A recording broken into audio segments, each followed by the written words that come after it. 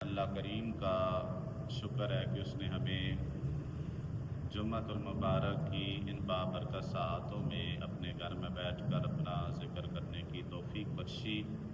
بارگاہ رب العزت میں دعا ہے مالک ہم سب کی حاضری اپنی بارگاہ لم یزل کے اندر قبول و منظور فرما۔ درس ضیاء القرآن کے حوالے سے آپ اور میں حاضر ہیں۔ اللہ کریم ہمیں قرآن کا فہم عطا فرمائے، قرآن کے نور سے اللہ کریم ہمارے ظاہر اور باطن کو روشن اور منور فرمائے۔ آج ہمارا 11واں پارہ سورہ یونس کی ابتدا ہو رہی ہے۔ اللہ ہمیں تکمیل کی توفیق عطا فرمائے اور صحیح معنوں میں دل لگی خوش دلی کے ساتھ ذوق اور شوق کے ساتھ قرآن کریم کے معانی اور مفاہیم کو سمجھنے اور عمل کی توفیق عطا فرمائے۔ اللہ کریم نے ارشاد فرمایا الف لام را تلک آیات الکتاب الحکیم۔ الف لام را یہ آیتیں ہیں کتاب حکیم کی۔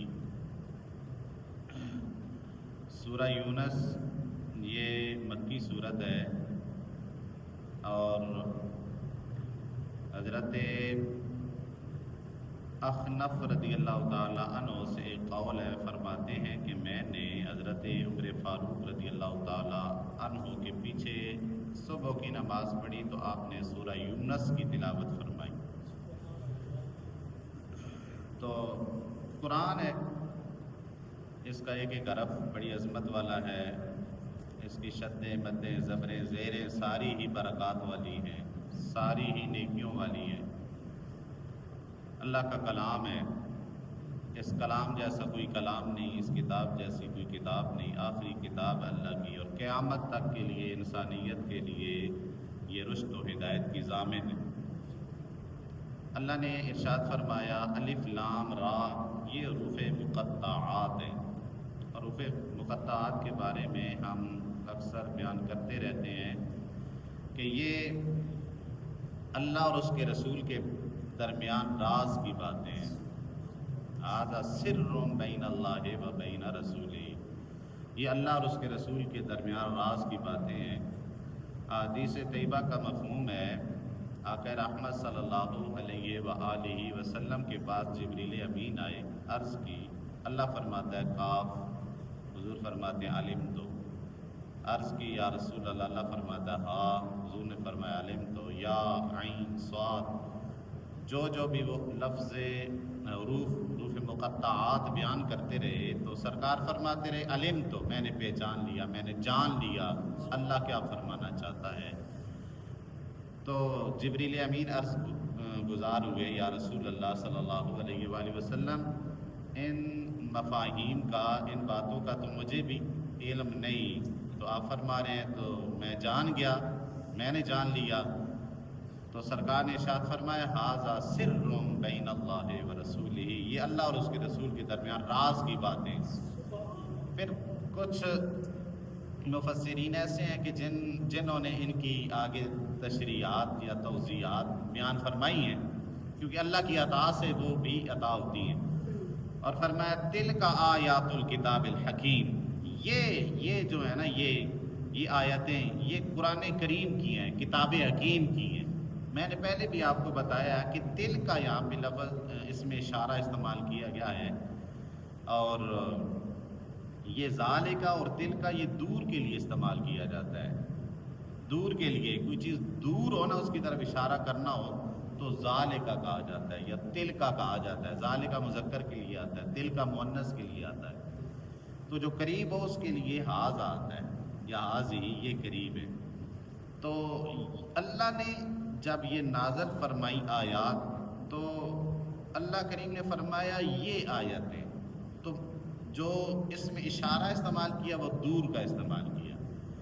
اس کا مطلب کیا ہے؟ مفسرین نے لکھا ہے کہ یہ بعد رتبی کے لیے ہے، یہ بعد رتبی کے لیے ہے آیتیں قریب ہیں، ہمارے بھی قریب ہیں، اور اللہ تو ہے ہی ہر چیز کے قریب، تو یہ ہیں قریب، لیکن چونکہ ان کے مراتب اور منازل بہت اونچے ہیں، اس وجہ سے عظمت اور شان کے لیے یہ بعید کا اس میں اشارہ استعمال کیا گیا.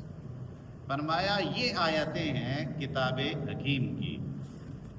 اور آگے فرمایا اَكَانَ لِلنَّاسِ عَجَبًا أَنْ أَوْحَيْنَا إِلَىٰ رَجُلٍ مِّنْهُمْ أَنْ أَنذِرِ النَّاسَ. کیا یہ بات لوگوں کے لیے باعث تعجب ہے کیا کہ ہم نے وحی فرمائی ہے انہی میں سے ایک آدمی کی طرف. ہم نے انہی میں سے ایک آدمی کی طرف وحی فرمائی ہے. تو یہ وحی فرمانا کیا لوگوں کے لیے باعث تعجب ہے؟ وحی کون سی؟ ان انذر الناس، کہ آپ لوگوں کو ڈرائیں، کہ وہ مرد کامل لوگوں کو ڈرائے. وَبَشِّرِ الَّذِينَ آمَنُوا، اور اے محبوب آپ بشارت دے دیجئے کس کو؟ ان لوگوں کو جو اہل ایمان ہیں. لوگوں کو پہلے ڈرائیں اور پھر فرمایا بشارت دے دے اہل ایمان کو ان لہم قدم صدق عند ربہم، کہ ان کے لیے مرتبہ بلند ہے ان کے رب کے ہاں. ان کے لیے مرتبہ بلند ہے ان کے رب کے ہاں. قال الکافرون، کافروں نے کہا ان ھذا لساحر مبین، کہ یہ بلا شبہ کھلا جادوگر. نعوذ باللہ من ذالک. اللہ کریم نے آقا رحمت صلی اللہ علیہ وآلہ وسلم کو نبوت عطا فرمائی، رسول بنایا، اور اللہ نے اپنے پیارے محبوب کی طرف وحی کا نزول فرمایا. تو کافروں کو یہ بات بڑی چبھتی تھی کہ اللہ نے اگر کوئی رسول بنانا تھا، کوئی نبی بنانا تھا، تو پھر ان آدمیوں میں سے کیوں اس نے رسول بنایا، کیوں نبی بنایا. اسی کا ذکر حضرت عبداللہ ابن عباس رضی اللہ تعالیٰ عنہ نے فرمایا ہے کہ جب اللہ تعالیٰ نے آقا رحمت صلی اللہ علیہ وسلم کو رسول بنا کر بھیجا تو اہل عرب نے آپ کا انکار کر دیا، اور ان میں سے جنہوں نے انکار کیا انہوں نے کہا کہ اللہ تعالیٰ اس سے اعظم اور بلند تر ہے کہ اس کا رسول محمد کی طرح ہو، بشر. اللہ اس سے بلند تر ہے کہ اس کا رسول محمد کی طرح بشر ہو. یعنی ان کے ذہن میں یہ تھی کہ اللہ تو بڑا عظیم ہے، اس کا رسول ایک بشر کیسے ہو سکتا ہے. ان کے ذہن میں یہ بات تھی. تو اللہ نے فرمایا، یہ آیات نازل فرمائی، اور یہ بھی فرمایا وَمَا أَرْسَلْنَاكَ وَمَا أَرْسَلْنَا قَبْلَكَ إِلَّا رِجَالًا نُوحِي إِلَيْهِمْ، کہ ہم نے آپ سے پہلے بھی محبوب جس کو رسول بنایا ہے اس کو مردوں میں سے ہی رسول بنایا ہے، بشر ہی رسول بنائے ہیں. لولا نزل هذا القرآن على رجل من القريتين عظیم، تو وہ کہتے تھے کیوں نہ اتارا گیا یہ قرآن کسی ایسے آدمی کی طرف جو دو شہروں میں سب سے عظیم ہو. اور وہ کہتے تھے کہ محمد صلی اللہ علیہ وسلم سے زیادہ شرف والا، یعنی مکہ میں وہ کہتے تھے کہ ولید بن مغیرہ عظمت والا ہے، عزت والا ہے، اور طائف کے اندر مسعود بن عروہ ثقفی وہ بڑا عظمت والا ہے. تو اللہ نے ان کو کیوں نہیں رسول بنایا، محمد کو کیوں بنا دیا، محمد کو کیوں رسول بنایا. تو ان آیات کا، ان باتوں کا رد کرنے کے لیے اللہ کریم نے یہ آیات نازل فرمائی. تو پھر اللہ کریم نے اپنے محبوب صلی اللہ علیہ وسلم کو ارشاد فرمایا اَهُمْ يَقْسِمُونَ رَحْمَتَ رَبِّكَ، کیا یہ وہ لوگ ہیں جو اللہ تعالیٰ کی رحمت کی تقسیم کا فیصلہ کریں گے کہ اللہ نے کس کو اپنی رحمت کا مستحق قرار دینا ہے؟ کیا یہ لوگ یہ فیصلہ کریں گے؟ اور ان لوگوں کے فیصلے پہ میں ولید بن مغیرہ کو یا عروہ بن ثقفی کو میں کیا کروں گا، نبی یا رسول بناؤں گا؟ کیا یہ ایسے لوگ ہیں جو میری، آپ کے رب کی رحمت کو تقسیم کریں گے؟ نہیں، میں نے تو محمد کو چن لیا، میں نے تو محمد کو چن لیا اور اسے اپنا حبیب بنا لیا. یہ تو فیصلے میں نے کب سے کر لیے، یہ تو میں نے اس وقت فیصلہ فرما دیا تھا جب زمین بھی نہ بنی تھی، جب آسمان بھی نہیں بنا تھا، جب کچھ بھی نہ تھا. تو اس وقت سے میں نے فیصلہ کر لیا تھا کہ محمد میرا محبوب ہوگا، محمد میرا محبوب. اور اس آیہ مقدسہ کے اندر اللہ کریم نے یہ لفظ استعمال فرمائے ہیں ان لہم قدم صدق عند ربہم. یہ جو قدم صدق کا مطلب ہے کہ ان کے لیے بلند مرتبہ ہوگا قیامت کے دن ان کے رب کے ہاں. تو اس سے کیا مراد ہے؟ مفسرین نے لکھا ہے، عبداللہ ابن عباس فرماتے ہیں امام ابن جریر کے حوالے سے، فرماتے ہیں کہ ان کے لیے اجر حسن ہوگا ان اعمال کے عوض جو انہوں نے آگے بھیجے تھے۔ اس کا یہ مطلب قدم صدق کا مطلب یہ ہے کہ ان کے لیے کیا ہوگا؟ اجر حسن ہوگا ان اعمال کی وجہ سے جو انہوں نے آگے بھیجے۔ جو اچھی اعمال کرتا جائے گا ظاہر ہے وہ آگے چلتے جائیں گے، قیامت کے دن قبر کے اندر جائیں گے، قیامت کے اندر پیش ہوں گے اور پھر ان کو میزان عمل کے اندر رکھا جائے گا، تو اجر حسنہ ان آدمیوں کو دیا جائے گا جنہوں نے اللہ زینا آمنو، جو اہل ایمان۔ اور آگے فرمایا حضرت ابن مسعود رضی اللہ تعالیٰ عنہ، آپ فرماتے ہیں کہ اس سے مراد وہ عمل ہے جو انہوں نے آگے بھیجے تھے، انہوں نے اپنی الگ سے تشریح فرمائی اور قرآن کی آیت بطور دلیل فرمائی کہ اللہ تعالیٰ ارشاد فرماتا ہے وَنَكْتُبُ مَا قَدَّمُوا وَآثَارَهُمْ، کہ ہم ان کے جو وہ آگے بھیجیں گے وہ بھی ہم لکھتے ہیں، اور وہ جو پیچھے چھوڑ کے جاتے ہیں وہ بھی ہم لکھ لیتے ہیں، وہ بھی ہم لکھ لیتے ہیں۔ اور آگے فرمایا کہ حضرت ربیع رضی اللہ تعالیٰ عنہ فرماتے ہیں کہ قدم صدق سے مراد سچائی کا ثواب ہے، کہ ان کے لیے سچائی کا اللہ کے یہاں ثواب ہوگا۔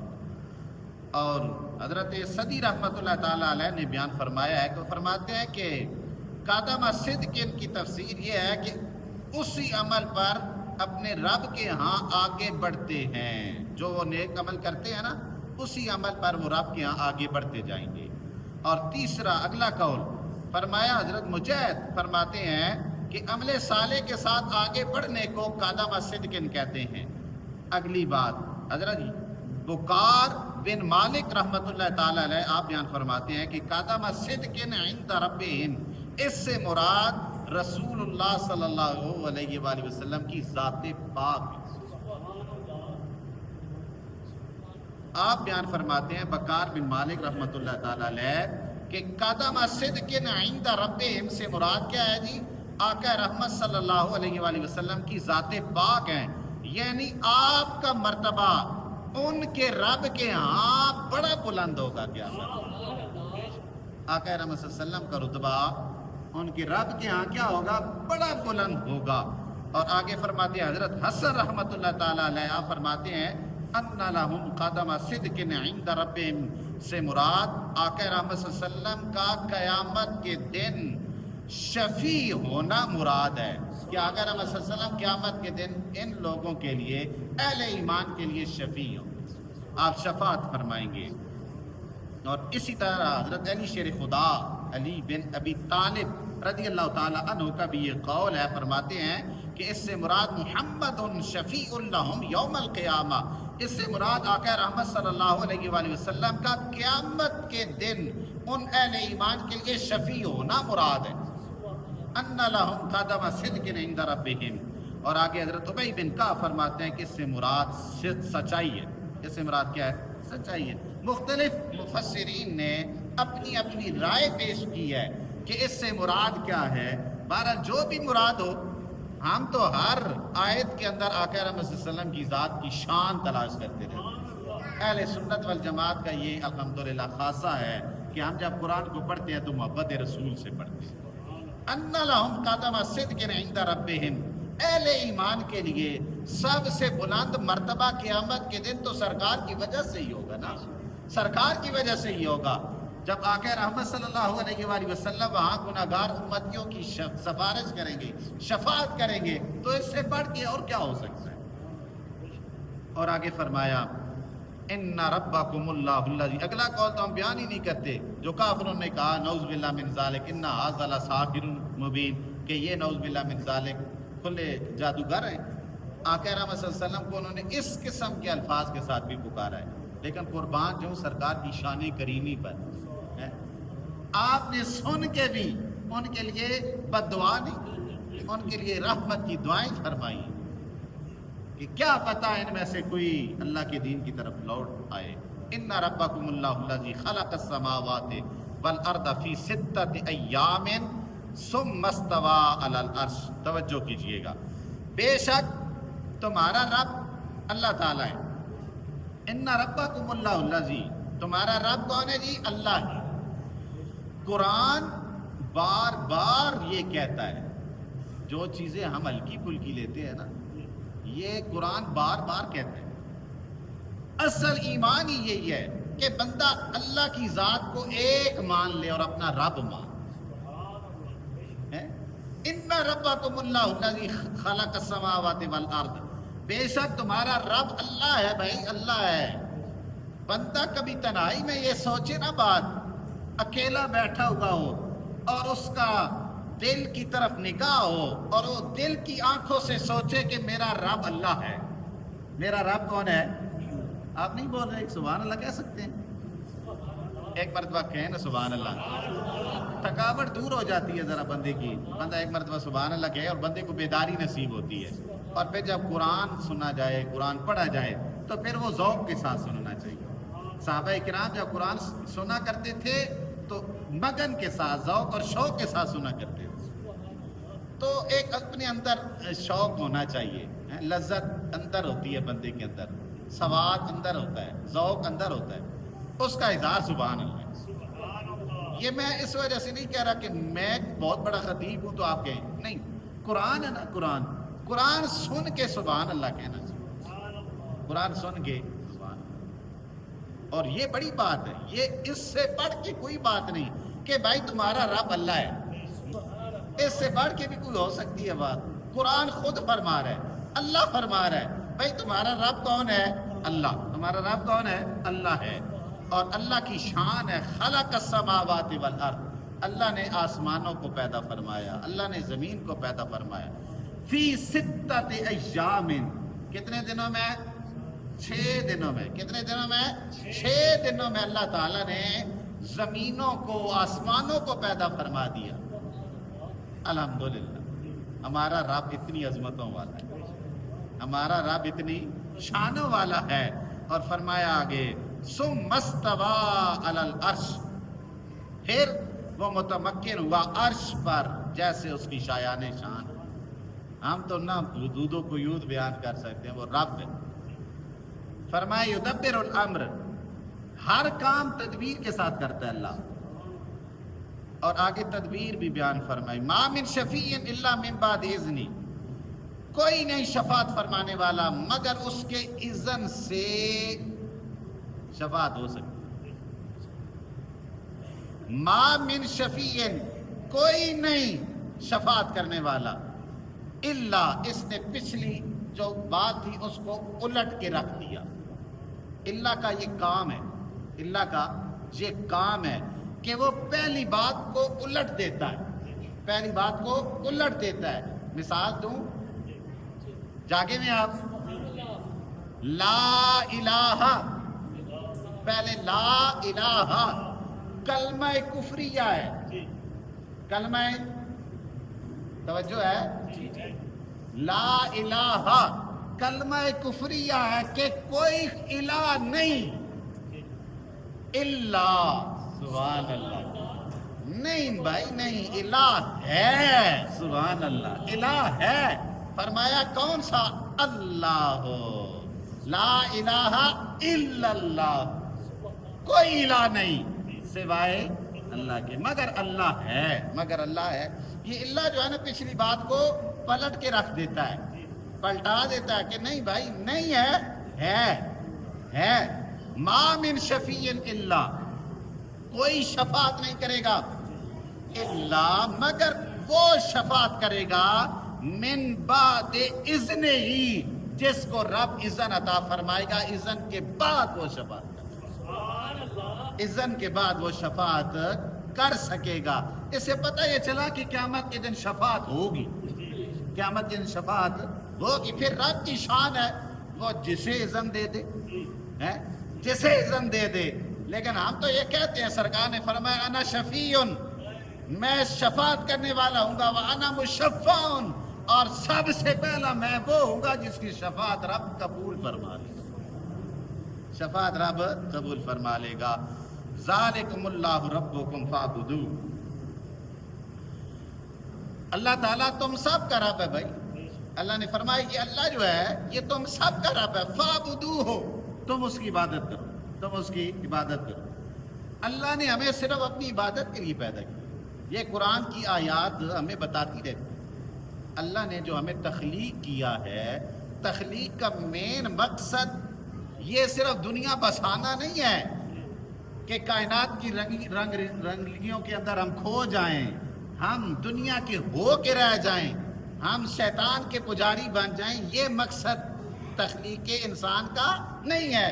تخلیق انسان کا مقصد اللہ کریم نے بیان فرما دیا، وَمَا خَلَقْتُ الْجِنَّ وَالْإِنسَ إِلَّا لِيَعْبُدُونِ۔ اللہ فرماتا ہے میں نے انسانوں کو اور جنوں کو تخلیق نہیں فرمایا، اللہ والی بات، مگر تخلیق فرمایا ہے۔ کیوں فرمایا؟ فرمایا لیعبدون، تاکہ وہ میری عبادت کرے، تاکہ وہ میری عبادت کرے۔ اللہ نے فرمایا ذالکم اللہ ربکم، یہ تمہارا رب ہے بھائی، سب کا رب ہے، جس نے آسمانوں کو پیدا کیا، جس نے زمینوں کو پیدا فرمایا۔ افلا تذکرون، پھر بھی تم غور و فکر نہیں کرتے، پھر بھی تم غور و فکر نہیں کرتے۔ الیہ مرجعکم جمیعا، تم سب نے اس کی طرف لوٹ کے جانا ہے، تم سب نے اس کی طرف لوٹ کے جانا ہے۔ ہم نے کدھر جانا ہے بھائی؟ اللہ کی طرف۔ کدھر جانا ہے؟ اللہ کی طرف سے آئے ہیں، اللہ کی طرف سے جانا ہے۔ یہ جگہ ہمارے لیے مسافر خانہ ہے، یہ ہمارے لیے کیا ہے؟ مسافر خانہ ہے۔ ہم یہاں سفر کرنے کے لیے آئے، یہ ہماری حالت سفر ہے، اور اس میں ہم نے کیا کرنا ہے؟ جدھر سے آئے ہیں ادھر جانے کی تیاری کرنی، ادھر کی تیاری کرنی۔ وعد اللہ حقا، یہ اللہ کا سچا وعدہ ہے کہ واپس پلٹ کے ادھر ہی جاننا ہے۔ انہ یبدأ الخلق ثم یعیدہ، وہ اللہ ہے، وہ انسانوں کو، مخلوق کو شروع سے پیدا فرماتا ہے۔ جب کچھ بھی نہ تھا تو اس نے پیدا فرما دیا۔ ہمارا کچھ تھا نہیں، آدم علیہ السلام کو اللہ نے کیسے پیدا فرمایا؟ وہ تھے پہلے؟ نہیں تھے۔ جو رب شروع سے پیدا کرنے کی طاقت رکھتا ہے وہ دوبارہ اٹھانے کی بھی طاقت رکھتا ہے۔ ہمارا یہ عقیدہ ہے، اور بنیادی عقیدہ ہے، ہمارا یہ بنیادی عقیدہ ہے۔ اور آگے فرمایا ثم یعیدہ، پھر اللہ کریم اس کو لوٹائے گا، دوبارہ پھر زندہ کرے گا، لیجزی الذین آمنوا وعملوا الصالحات بالقسط، تاکہ اللہ کریم جزا عطا فرمائے ان لوگوں کو جو اہل ایمان تھے اور انہوں نے اچھے اعمال کیے، بالقسط، عدل کے ساتھ، اللہ کریم جزا عطا فرمائے ظاہر اہل ایمان کو۔ اور جو عمل صالح کرتے رہے ہیں، قیامت کے دن اللہ کریم نے سب کے لیے تو برابر نظام نہیں نہ رکھا ہوا۔ جنہوں نے کفر کیا آخرت میں ان کے لیے جہنم ہوگی، جنہوں نے رب کو ایک مانا، رب کے رسولوں کو مانا، آخری نبی کو مانا، قرآن کو مانا، رسولوں کو مانا، اللہ نے فرمایا ان کے لیے جنت ہوگی۔ اگر ایز اے انسان ان سے خطا ہو گئی، گناہ ہو گئے بشریت کے تقاضے کے مطابق، تو رب فرماتا ہے پھر انہیں تھوڑی بہت سزا دے کے رب اسے دوبارہ جنت عطا فرما دے۔ سمجھ آ گئی ہے؟ مسلمان، اہل ایمان، مومن اور کافر کی جہنم میں فرق ہے۔ مومن اور کافر کی جہنم میں کیا ہے؟ فرق ہے۔ جو کافر ہوگا وہ ہمیشہ کے لیے جہنم کے اندر جائے گا، وہ واپس نہیں آ سکے گا۔ لیکن جو مومن ہوں گے، اگر ان سے کوئی گناہ ہوا تو وہ تھوڑی دیر کے لیے جہنم کے اندر جائیں گے، جب ان کی سزا مکمل ہوگی اللہ کریم انہیں دوبارہ سے جنت میں ڈال دے گا۔ اللہ کریم ہمیں اس پریشانی سے بھی محفوظ فرمائے۔ اور میں نے حدیث طیبہ کے اندر پڑھا ہے کہ جب کسی بندہ مومن کو اس کے گناہوں کی وجہ سے جہنم میں ڈالا جائے گا نا، تو پھر وہ جہنم اس کے جسم سے گوشت ختم کر دے گی، وہ اس کی ہڈیاں کالی ہو جائیں گی، سیاہ ہو جائیں گی، وہ سیاہ ہو جائے گا۔ اچھا پھر کیا ہوگا؟ جب اللہ کریم اسے دوبارہ جنت میں ڈالیں گے نا، اللہ فرشتوں کو حکم دے گا کہ اسے آب حیات کے اندر ڈال، آب حیات کے اندر ڈالا جائے گا۔ اور سرکار دو عالم صلی اللہ علیہ وسلم نے ایک مثال پیش فرمائی ہے کہ جیسے ایک دانہ پانی جہاں سے گزر رہا ہوتا ہے نا، بہہ رہا ہوتا ہے، اس راستے سے دانہ بہہ کے آئے اور آگے پھر رک جائے، وہاں سے اس کا کونپلیں نکلنا شروع ہو جاتی ہیں اور تھوڑی عرصے کے بعد وہ بڑا درخت بن جاتا ہے۔ سرکار نے جب مثال پیش فرمائی تو صحابہ نے عرض کیا، یا رسول اللہ صلی اللہ علیہ وسلم، آپ دیہاتوں میں تو رہے نہیں ہیں، لیکن دیہاتی مثال آپ نے بیان فرمائی ہے اور اللہ تعالیٰ کی قدرت کو واضح فرما دیا ہے، اور فرمایا کہ قیامت کے دن اللہ کریم اس جہنمی انسان کو جنت کے اندر جب ڈالیں گے تو پہلے آب حیات میں ڈالیں گے، پھر اس کے جسم کے اندر وہ دوبارہ سی وہ کیفیات آنا شروع ہو جائیں گی جو پہلے اس کا جسم تھا، جسم کے اوپر وہ گوشت لگنا شروع ہو جائے گا، بال نکلنے شروع ہو جائیں گے، پھر اللہ کریم ارشاد فرمائے گا اسے جنت کے اندر اس کے مقام کے اندر ڈال دیں، پھر اسے جنت عطا فرما دی جائے گی۔ تو برادران اسلام، یہ ہے رب کا نظام۔ ہم جو گناہ یہاں کریں گے، اگر ہم توبہ سے پہلے مر گئے تو ہمارے لیے یہ حکم ہوگا، لیکن اگر توبہ کر لیں تو پھر وہ جیسے چاہے معاملہ فرما دے، یغفر لمن یشاء ویعذب من یشاء، وہ جسے چاہے عذاب دے، جسے چاہے بخش دے، وہ اللہ کی قدرت ہے۔ والذین کفروا لهم شراب من حمیم وعذاب علیم بما کانوا یکفرون۔ کافروں نے تو چونکہ رب کا انکار کیا تھا تو ان کے لیے کیا ہوگا؟ قرآن فرماتا ہے ان کے لیے کھولتا ہوا پانی ہوگا، سخت گرم پانی ہوگا اور دردناک عذاب ہوگا، ان کے لیے دردناک عذاب ہوگا۔ اللہ کریم ہمیں ان سے محفوظ فرمائے۔ آگے فرمایا هو الذی جعل الشمس ضیاء، اللہ کی ذات کا ایک اور کرشمہ۔ ہم الحمدللہ ثم الحمدللہ ہم نے رب کی ذات کو اپنی آنکھوں سے تو نہیں دیکھا، لیکن رب کے نظارے بڑے دیکھے ہیں۔ آپ نہیں بولتے سبحان اللہ؟ کھانا کھا کے آتے ہیں نا تو پھر غنودگی بن جاتی ہے۔ آپ جمعے والے دن جمعے کے بعد کھانا کھایا کریں، بندہ فریش رہتا ہے، صحیح ہے؟ ایک مرتبہ اللہ کے لیے سبحان اللہ بولے، ایک مرتبہ پھر، ایک مرتبہ پھر الحمدللہ۔ شکر ہے آپ اچھا سننے والے ہیں، مجھے پتہ ہے۔ وہ شاہ صاحب فرما رہے تھے کہ آپ کے مسجد والے بہت اچھا خطاب سنتے ہیں، ٹھیک، یہ آپ کی عزت ہوئی ہے، ٹھیک ہے، الحمدللہ۔ اللہ کریم، اللہ کی ایک اور شان فرمایا هو الذی جعل الشمس ضیاء، اللہ وہ ہے جس نے سورج کو روشن بنایا، سورج کو روشن بنایا، والقمر نورا، اور نور کو، چاند کو نور بنایا، وقدرہ منازل، اور اس نے مقرر فرمائی ہیں ان کی ایک منزلیں، اللہ نے چاند کی، سورج کی منزلیں مقرر فرمائی ہیں، لِتَعْلَمُوا عَدَدَ السِّنِينَ وَالْحِسَابَ، تاکہ تم یہ سالوں کی تعداد اور حساب کتاب کا علم حاصل کر۔ اسی پہ ہے نا نظام کہ آج کون سا دن ہے، آج کون سا ہفتہ چل رہا ہے، کون سا مہینہ چل رہا ہے، کون سا سال چل رہا ہے، یہ حساب کتاب کے لیے اللہ نے ما خلق اللہ ذالک الا بالحق، اللہ کریم نے نہیں پیدا فرمایا اسے مگر حق کے ساتھ پیدا فرمایا۔ یفصل الآیات لقوم یعلمون، اللہ کریم اپنی نشانیاں کھول کے بیان فرماتا، لیکن ایک شرط ہے، قوم ہو جو یعلمون، علم حاصل کرنے والی ہو، عقل والی ہو، شعور والی ہو، ان کے لیے اللہ تعالیٰ کی نشانیاں تو کھلی پڑی، وہ ہر نشانی کو دیکھ کر رب کی ذات کا اقرار کر سکتے ہیں، رب کی ذات کو مان سکتے ہیں۔ اچھا، یہ جو چاند اور سورج ہیں، ان کی احادیث طیبہ کے اندر بھی کچھ ہیں، دو تین باتیں میں بتاتا ہوں۔ حضرت ابن مسعود رضی اللہ تعالیٰ عنہ نے فرمایا کہ میں نے رسول اللہ صلی اللہ علیہ وسلم صلی اللہ علیہ وسلم کو یہ فرماتے ہوئے سنا ہے کہ ہمارے رب نے دو کلموں کے ساتھ کلام کیا، دو کلموں کے ساتھ، ان میں سے ایک سورج بن گیا اور دوسرا چاند بن گیا، یہ مفسرین نے بات نقل کی ہے، اور دونوں مکمل طور پر نور سے بنے ہوئے ہیں، دونوں مکمل نور سے بنے ہوئے ہیں، اور دونوں قیامت کے دن جنت کی طرف چلے جائیں گے، چاند اور سورج قیامت والے دن کی طرف چلے جائیں گے، جنت کی طرف۔ حضرت عبداللہ ابن عباس نے فرمایا ہے کہ سورج اور جو چاند ہے نا دونوں، اور حضرت عبداللہ ابن عمر دونوں کے ایک ہی قول ہے، سورج اور چاند دونوں کے چہرے عرش کی طرف ہیں۔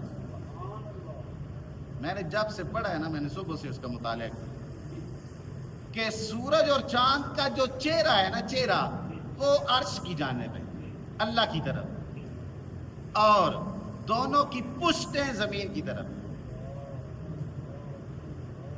پشت کا یہ عالم ہے، پشت کے اندر اتنی روشنی ہے کہ ہم برداشت نہیں کر سکتے، ہم برداشت نہیں کر سکتے۔ اگر چہرہ ہوتا ادھر پھر کتنی حدت ہوتی، کتنی گرمی ہوتی، کتنی نور کی جلال ہوتا، ہمارے لیے تو وہ برداشت کرنا مشکل تھا۔ لیکن اللہ نے الحمدللہ جو بھی نظام بنایا ہے ہماری بہتری کے لیے بنایا ہے۔ اور دوسری بات یہ ہوگی کہ رب کی طرف ان کا چہرہ ہے۔ اب جو بھی رب نے مخلوق پیدا فرمائی ہے اصل تو ہونا یہ چاہیے کہ اس کا رخ رب کی طرف ہونا چاہیے، اس کا رخ کدھر ہونا چاہیے؟ اللہ کی ذات کی طرف ہونا چاہیے۔ اسی وجہ سے ہم کہتے ہیں نا کہ جب نماز پڑھتے ہیں تو ہم کہتے ہیں منہ میں خانہ کعبہ شریف کی طرف، اللہ اکبر۔ دنیا میں اللہ کا سب سے بڑا گھر خانہ کعبہ ہے، ہم ادھر چہرہ کر کے نماز پڑھتے ہیں، اور ہماری جسم کے ہر عضو کا رخ اللہ کی جانب ہوتا ہے، اللہ کی جانب ہوتا ہے۔ حتیٰ کہ پاؤں کے لیے بھی حکم ہے کہ جو پاؤں کھڑا کرنا ہو اس کی بھی انگلیاں ٹیڑھی کر کے آپ ان کا رخ قبلہ کی طرف کریں، اور جو آپ نے بچھانی ہے نا، جو بچھایا ہوا پاؤں ہوتا ہے اس کا بھی تھوڑا سا ٹیڑھا کر کے انگلیاں کا رخ ادھر ہی ہونا چاہیے۔ سمجھ آ گئی ہے؟ تو جو بھی چیز ہے سب رب کی طرف ہے، اس کا چہرہ کدھر ہے؟ اللہ کی طرف ہے۔ تو سورج اور چاند کے چہرے ان کا جو سیدھا رخ ہے وہ اللہ تعالیٰ کی عرش کی طرف ہے، بے ادبی کا صورت بھی نہیں نہ بنتی۔ اور آگے فرمایا ان فی اختلاف اللیل والنہار وما خلق اللہ فی السماوات والارض لآیات لقوم یتقون، آخری یہ آیا مقدسہ۔ بے شک اللہ کریم نے گردش لیل و نہار کے اندر، یہ دن کا اور رات کا آگے پیچھے تبدیل ہونا، اور جو کچھ اللہ کریم نے زمینوں اور آسمان میں پیدا فرمایا ہے اس میں یہ نشانیاں ہیں اہل تقوی کے لیے، اس قوم کے لیے جو متقی ہیں۔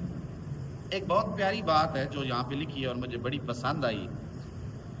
حضرت خلیفہ العبدی رحمۃ اللہ تعالیٰ علیہ ایک بزرگ گزرے ہیں، وہ فرماتے ہیں کہ اگر اللہ تعالیٰ کی عبادت اسے دیکھے بغیر نہ کی جائے نا، اللہ کی عبادت اگر اسے دیکھے بغیر نہ کی جائے، ٹھیک ہے، یہ اس حدیث پاک کا مفہوم ہے جس میں اللہ کریم نے حدیث قدسی کے اندر ارشاد فرمایا کہ اللہ چاہتا ہے کہ تو عبادت ایسے کر گویا کہ تو مجھے دیکھ رہا ہے۔ سبحان اللہ، تسی بات بھی نہ کی، آپ مرد ہیں، آپ کی آواز باہر چلی بھی گئی تب بھی کوئی مسئلہ نہیں، باہر چلی گئی تب بھی کوئی مسئلہ نہیں ہے۔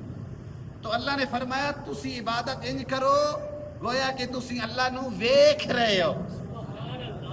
آپ بیان فرماتے ہیں کہ اگر اللہ تعالیٰ کی عبادت بندہ اس طرح نہ کر سکے کہ اسے دیکھے تو پھر اس کی عبادت کرنا ممکن ہی نہ ہوتی۔ وہ ایک توجیہ بیان فرماتے ہیں کہ اگر ہم بظاہر رب کی ذات کو نہیں دیکھ رہے تو پھر ہمیں عبادت کو لطف ہی نہ آئے، پھر دنیا کے اندر کوئی ایسا مخلوق نہیں ہو جو اللہ کی عبادت کرے۔ وہ فرماتے ہیں لیکن مومنین اہل ایمان کے لیے، سبحان اللہ، بیان فرماتے ہیں اہل ایمان کے لیے رات کے آنے میں غور و فکر ہے، رات کے آنے میں غور و فکر ہے، اور اللہ کریم نے اس رات کے اندر ہر شے کو بھر دیا ہے اور ہر شے کو ڈھانپ دیا ہے، اور پھر دن کی سلطنت آنے میں غور و فکر کرتا ہے مومن کہ جب دن آتا ہے تو پھر رات غلبے میں آ جاتی ہے، رات کا غلبہ ختم ہو جاتا ہے، اور پھر بادلوں کو اہل ایمان دیکھتے ہیں، ان میں غور و فکر کرتے ہیں،